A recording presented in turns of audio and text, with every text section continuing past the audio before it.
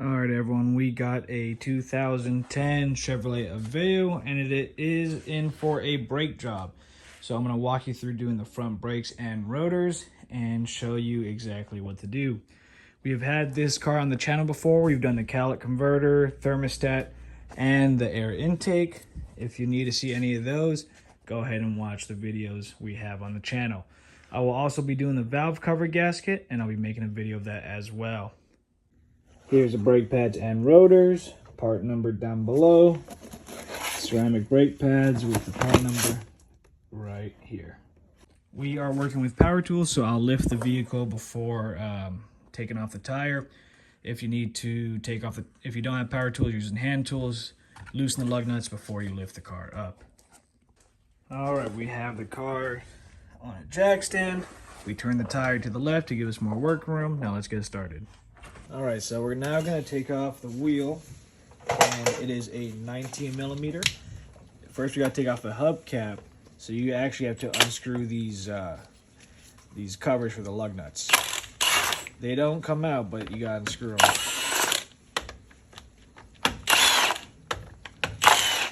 Once those are loose, grab a pry bar, grab something you can, and just kind of work at it. There it goes. After that, 19 millimeters, take the lug nuts off.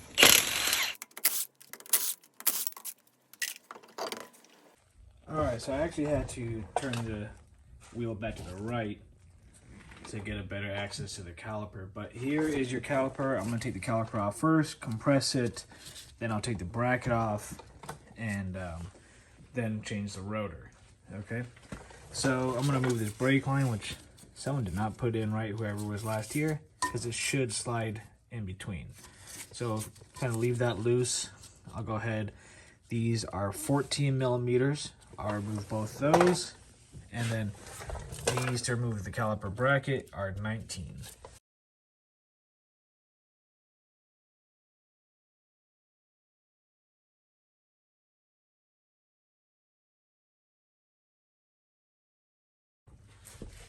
All right, so now to change out the rotor, what I'm going to do is I'm going to take a hammer, and I'm going to hammer these Phillips heads. The vibration kind of frees up like the rusted corrosion part and makes them easy to break loose. So just a few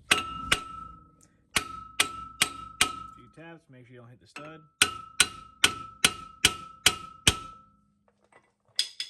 And if we're lucky, we'll get it with a Phillips. If not, you might have to get an impact screwdriver.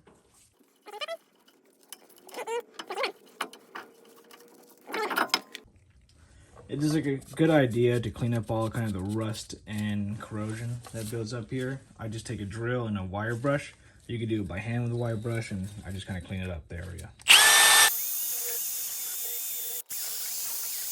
So rotors are stored and shipped with a little light coat of oil to keep them from rusting in storage.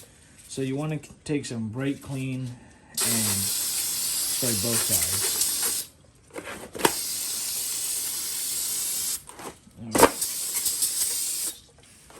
Alright, time to install. Alright, so now it's the reverse order. Make sure you line up your screw holes where they go. Line them up and get your screws in.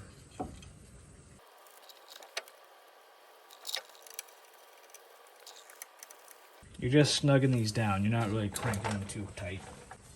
Okay, so now we're going to get ready to reinstall our caliper. Here are our brake pads. All you got to do is just kind of push them out. Okay, push them out. And we'll reinstall this, reinstall some new clips, grease them, and we will be good from there. So here on these slide pins, it's not a bad idea to re-grease them. Make sure they're not frozen, and go ahead and do that. If you want to re-grease them, just pull them out. And grease them, and I'll do that as well. Okay, now it's time to reinstall the caliper bracket. These are the two bolts for it. The caliper bracket comes and slides in here, and you just gotta find where they meet. Thread one in, get it started, and then find the other one.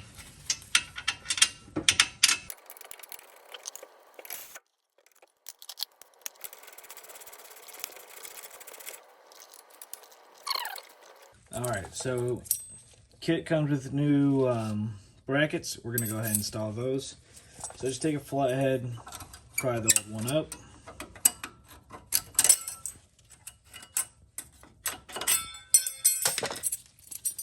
And you just press in the new ones. There you go. Same thing for the top.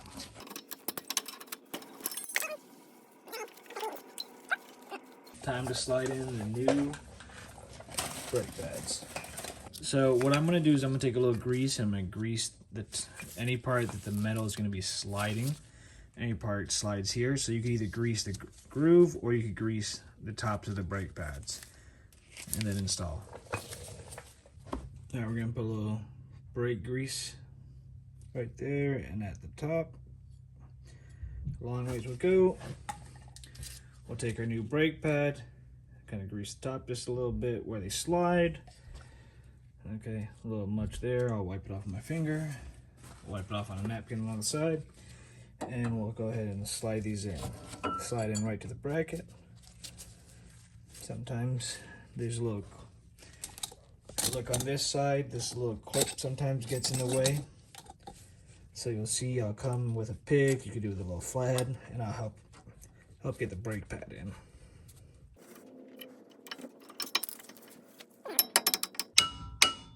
There we go. Sometimes you just need a little tap in. No real pressure, but just tapped right on in. So we'll do that the same to the back side. Okay, we have it greased and ready to slide. So we'll do the same thing. Kind of get the clip prepared. It's gonna slide in. There we go. You gotta be careful when you're hammering, just make sure you don't bend any clips, but I know that once you get it all lined up, sometimes just a little love tap gets it going. Just want to clarify, normally you do not need a hammer. I just found it easier to tap it on this scenario. Now I am going to put some grease on the back of the pads where the caliper piston meets the caliper. Nothing crazy, just a little bit. A little too much there. So we're going to go ahead and grease this side too, because if you look at the caliper, this is no grease, and that's what it does to it. Okay, so before we install the caliper, we must retract this piston. Okay, so a lot of people have different tools, different methods. You can get tools for free by renting them at AutoZone, put a deposit, get your money back when you return it. AutoZone, O'Reilly's, any of those major parts stores. But in this case, you could do block of wood, C-clamp, any specialty tools. I just use the old brake pad, put it back there, and I have one of these screw type compressors that you just are going to use it. You could use a block of wood, whatever. Once I loosen it up enough, retract it. Now as I tighten, I'm going to push the old brake pad back into it, and you can see the caliper is compressing. And once you compress it all the way, we can reinstall, or the piston's compressing. And once it retracts all the way like that, we can go ahead and reinstall the caliper. Okay, so now we will reinstall, push your kind of guide pins, slide pins back in.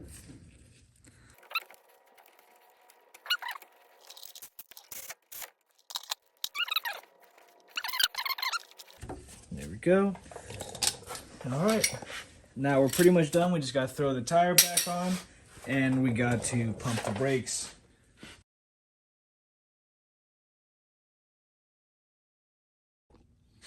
All right, and we'll torque the wheel to 90 foot-pounds.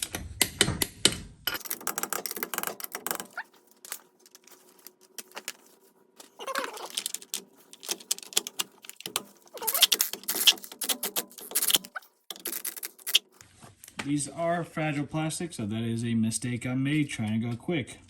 Not gonna hurt the car, but something to keep in mind.